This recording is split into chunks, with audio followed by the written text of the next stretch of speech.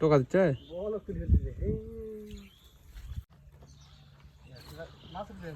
হ্যাঁ উঠবে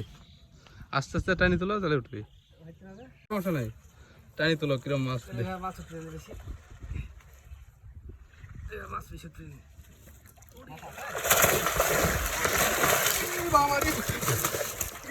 ভাই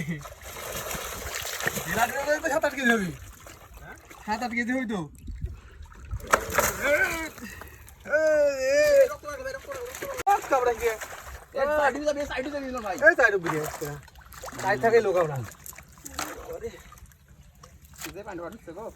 দশ কেজি প্লাস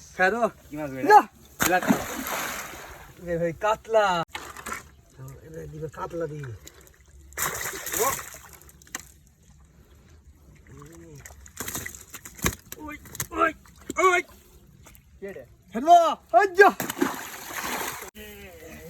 মাছের স্পট হয়ে যাচ্ছে ঠিক আছে